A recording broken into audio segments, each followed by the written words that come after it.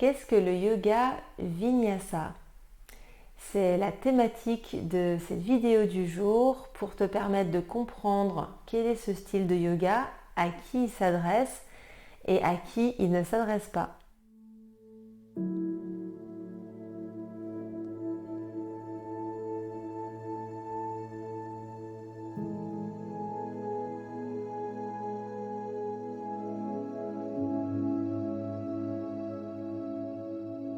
Bienvenue à toi, je m'appelle Alexandra, je suis professeure de yoga Vinyasa et Yin Yoga et aujourd'hui on va parler du yoga Vinyasa. Qu'est-ce que le yoga Vinyasa? Déjà, c'est un style de yoga qui est dynamique, qui vise à lier le mouvement et la respiration, donc le corps et la respiration. Et dans cet enchaînement de postures, on va lier le souffle. Et l'enchaînement de posture donne l'aspect finalement dynamique à la pratique. À qui est-ce que le Vinyasa est destiné? Alors dans mes cours, il y a un petit peu de tout type de personnes. Il y a des personnes qui sont en pleine forme physique, d'autres personnes qui ont mal au dos, qui ont des problèmes à l'épaule, d'autres personnes qui parfois font face à des vertiges. Voilà, il y a un petit peu de tout type de personnes qui viennent à mes cours. Et ce que ces personnes-là aiment dans ce style de Vinyasa, c'est l'aspect dynamique. Ils aiment bien être en mouvement, ils aiment bien respirer, bouger, ce qui fait qu'ils vont venir au cours. Après, le cours qui est proposé ne va peut-être pas forcément être réalisé de la même manière par chacun et par chacune. Parce que bien évidemment, le yoga nous invite à nous connecter à nous et à faire en fonction de nos possibilités. Pour son aspect dynamique, le Vinyasa est aussi, on parle quand même de renforcement musculaire. Mes élèves me disent il faut quand même de la force physique, il faut de la force dans les bras, etc. Donc c'est vrai que le yoga Vinyasa est assez engageant. Donc il y a ce côté-là que les personnes, je pense, apprécient dans le Vinyasa, c'est de garder son corps en bonne santé, de garder le mouvement, la mobilité, se sentir bien à l'intérieur et puis à la fois pouvoir renforcer son corps. Ça, c'est une des choses que je sais que mes élèves apprécient dans ce style de yoga. Moi, personnellement, je préfère le yoga Vinyasa pour son côté créatif, le fait que chaque séance soit différente, l'enchaînement puisse être différent. Il y a vraiment toute une forme là-dedans de créativité, de liberté finalement de pratique que j'aime beaucoup dans le Vinyasa. Et quand je me sens l'envie d'être dans le mouvement, je sais que c'est un style qui va vraiment me correspondre, tandis qu'un yoga doux me correspondra un petit peu plus un jour où j'ai une énergie un petit peu plus basse, ou alors j'adapterai du coup mon yoga Vinyasa, je l'adapterai en fonction aussi de mon énergie sans forcément aller au même rythme. Également pour le côté renforcement du Vinyasa, dans cette pratique il y a pas mal de postures qui demandent en fait d'engager le centre, d'engager l'espace au niveau de l'abdomen. On travaille avec les bandhas. Ce sont des centres énergétiques qu'on va venir activer. Ça va permettre de canaliser le prana, l'énergie vitale que l'on reçoit avec la respiration. Mais à la fois, ça va permettre au corps de s'aligner, de rester centré pendant la pratique et de pouvoir en maintenant son centre, en maintenant l'engagement des muscles du ventre. Ça va permettre de mieux maintenir certaines postures d'équilibre. Et il y a d'autres postures du coup qui vont lui permettre d'être renforcées. Donc on travaille vraiment, c'est vrai qu'il y a pas mal de postures qui vont gainer la taille, qui vont renforcer l'abdomen, des enchaînements qui vont aussi renforcer le haut du dos, les bras.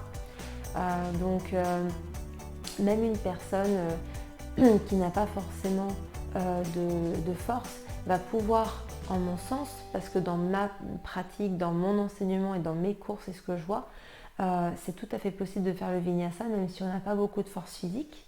Alors je ne parle pas forcément si vous sortez d'une convalescence après une maladie, mais si de base vous sentez que vous n'avez pas forcément beaucoup de force dans les bras, vous pouvez essayer. C'est juste que là où ça va vous challenger en vinyasa, c'est que souvent l'ego ou le mental a envie absolument de tout faire ou de faire comme le professeur, etc. Et donc ça peut être le plus difficile, je pense, c'est au niveau du mental que c'est le plus compliqué. C'est qu'on aimerait faire, mais on est face à ses capacités physiques et où on se rend compte finalement qu'on n'est pas dans cette possibilité de faire comme les autres. Donc c'est là en fait, je pense, où est la limite.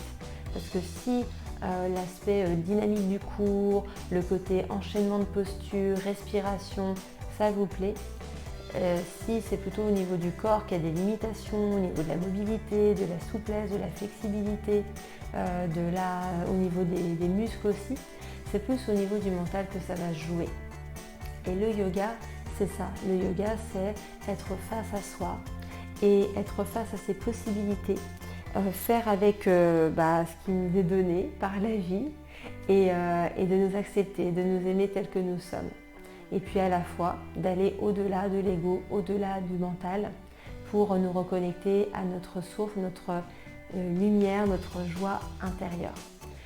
Le yoga invite à être dans cette conscience de soi, conscience de ses possibilités. Et donc une personne qui va avoir des douleurs quelque part ou va avoir un peu plus mal au genou va toujours pouvoir trouver une variante dans la pratique.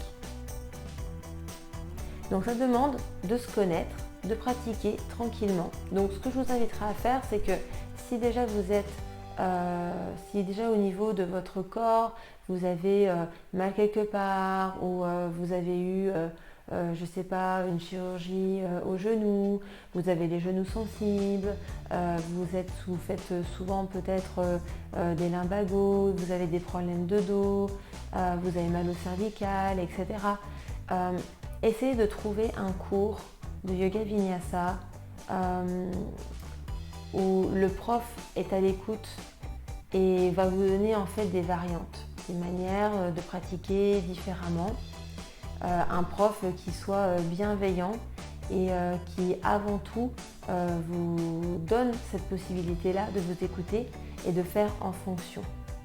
Le yoga vinyasa peut être un petit peu rigoureux et puis pour son aspect dynamique, ça peut être parfois un petit peu rapide.